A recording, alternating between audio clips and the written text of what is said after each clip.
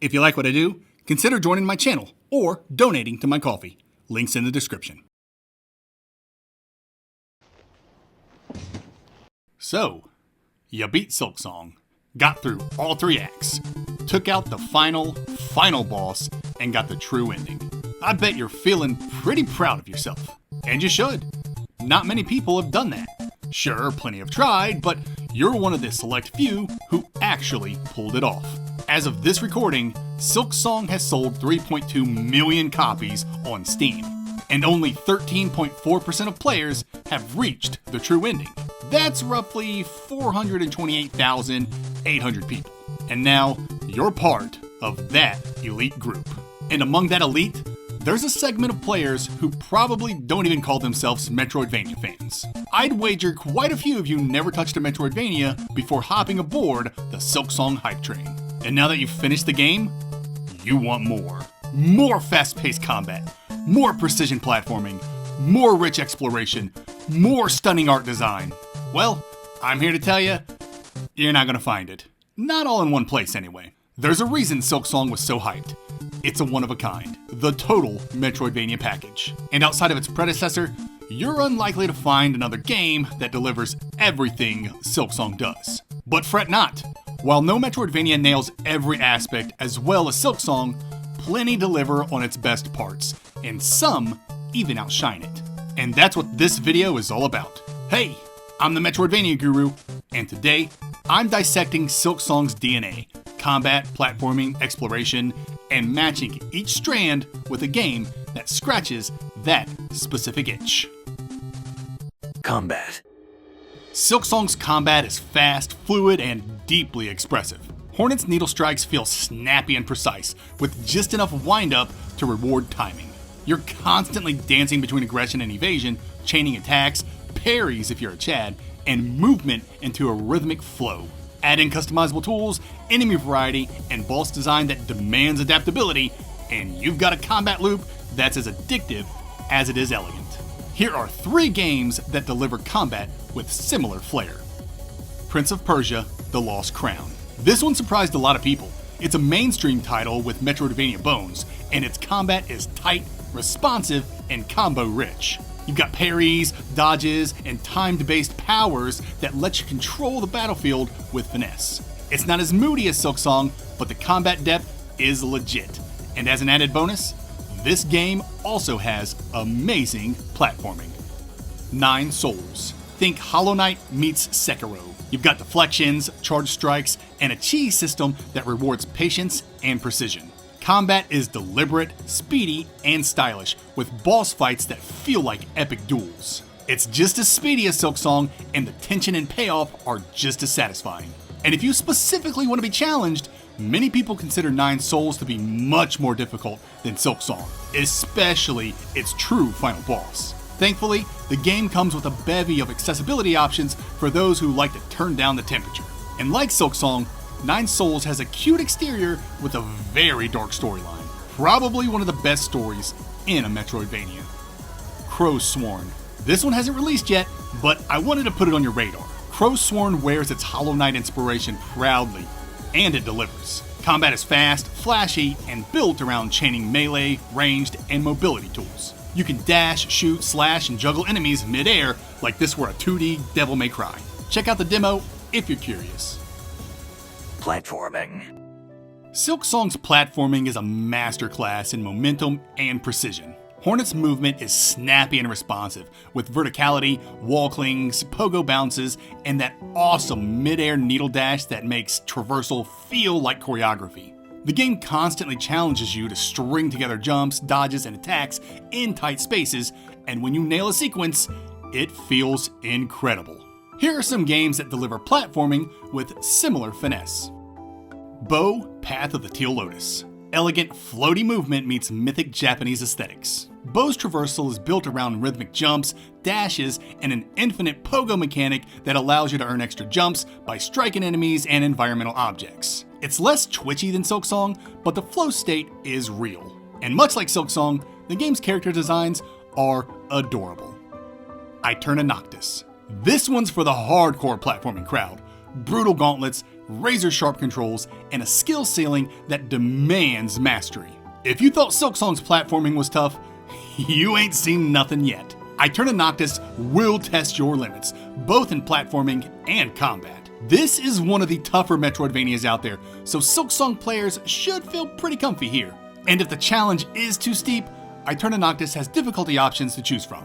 And its sequel, Eterna Lucis, is releasing in 2026. So if you end up liking Noctis, you won't have too long to wait to get a second dose. Lone Fungus, a mushroom protagonist with bounce-based traversal and very fun movement. Wall jumps, pogo attacks, and clever level design make platforming feel playful and expressive. It's a hidden gem with surprising depth, and a lot of its more challenging platforming sections are optional rooms with rewards, so you can pick and choose which gauntlets you want to tackle. And if you end up falling in love with Lone Fungus, it has a sequel on the way. Lucid. Precision meets emotion. This one's still under development, but it's shaping up quite nicely. Lucid's platforming is equal parts chaotic, tight, and deliberate, with many different mechanics at play that make its traversal almost puzzle-like. With its fast pace that requires a lot of focus and its meditative music, it's easy to get lost in a flow state as you're bouncing around in this world. This gameplay is tough to explain. It's best to feel it for yourself. Go check out its demo if this sounds good to you. Constance.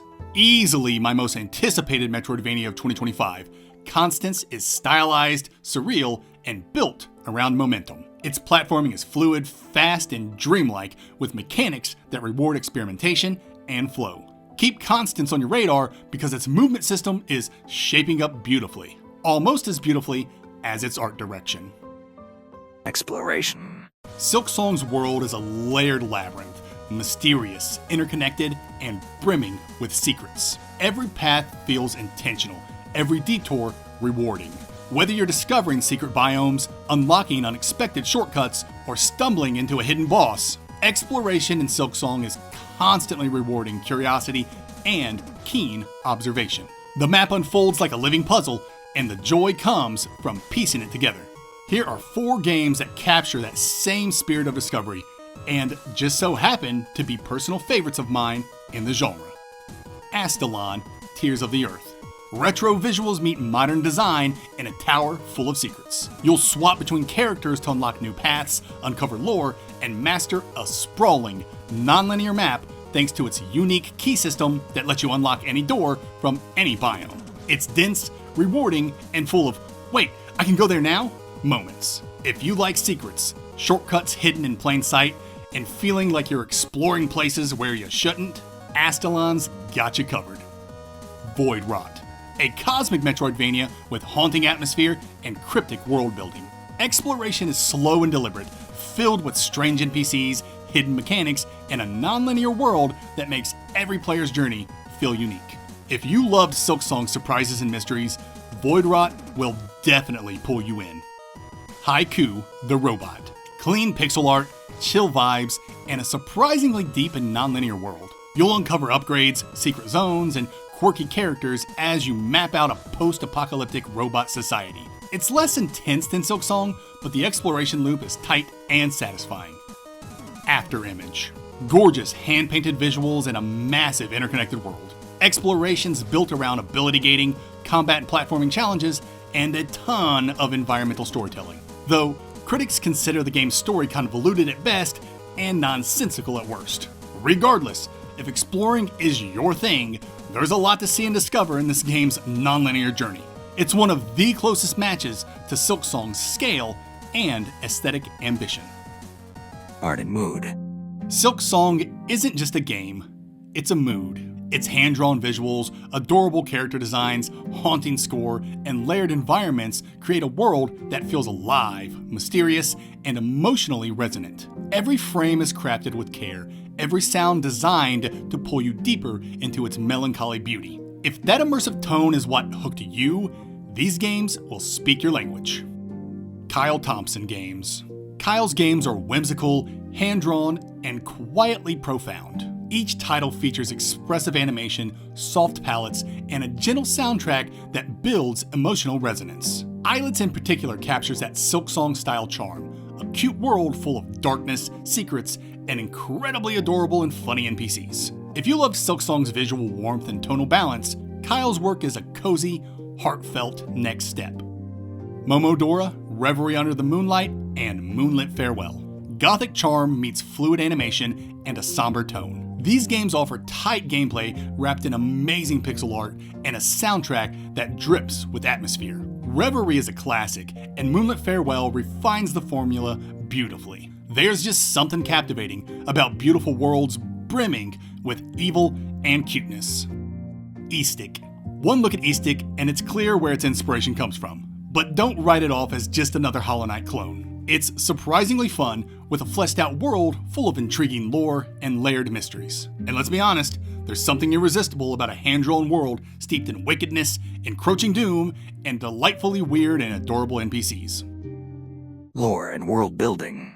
Though it's not as cryptic as its predecessor, Silksong doesn't hand you everything about its story.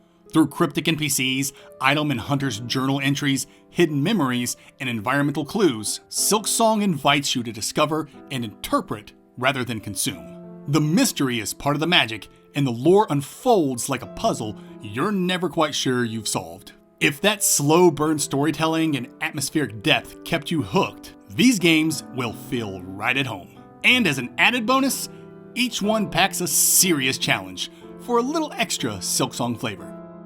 Ender Lilies and Ender Magnolia. Both games weave sorrowful tales through haunting visuals and fragmented lore. You piece together the past by absorbing spirits and exploring ruined kingdoms, each with its own tragic backstory. The tone is melancholic, the mystery layered, and the emotional payoff quietly devastating. Blasphemous and Blasphemous 2. These games are drenched in religious symbolism and grotesque beauty. The lore is cryptic, poetic, and often disturbing, told through relics, prayers, and the twisted architecture of Custodia. If you love Silksong's blend of elegance and unease, the Blasphemous games will feel like a spiritual sibling. Just be prepared to see some pretty gnarly stuff. The Last Faith. Gothic horror meets abstruse storytelling, or more accurately, Blasphemous meets Bloodborne. If that's not enough to get you excited for this game, then maybe its creepy environments and lore will. You'll encounter strange NPCs, cursed environments, and witness scenes that'll leave you confused unless you're really paying attention. The lore is dense and dark, with a world that feels ancient and unknowable, perfect for fans of Silksong's more esoteric corners. Grime. Surreal and unsettling, Grime's world is alien, abstract, and plays out like a twisted fairy tale. If you don't mind being confused for most of your playthrough, this one's for you. The payoff in the third act, when everything finally clicks, is more than worth the wait. Grime is surprisingly philosophical, rewarding players who dig deep into its cryptic lore and into themselves as they overcome its brutal boss fights. So there you have it, a curated list of Metroidvanias that echo Silksong's brilliance across combat, platforming, exploration, art, and lore. No single game replicates the full package, but together, they form a mosaic of what makes this genre so special. Now, it's your turn. Drop a comment below and tell me, which game do you think will scratch your post-Silksong itch? Or better yet, what game did I miss?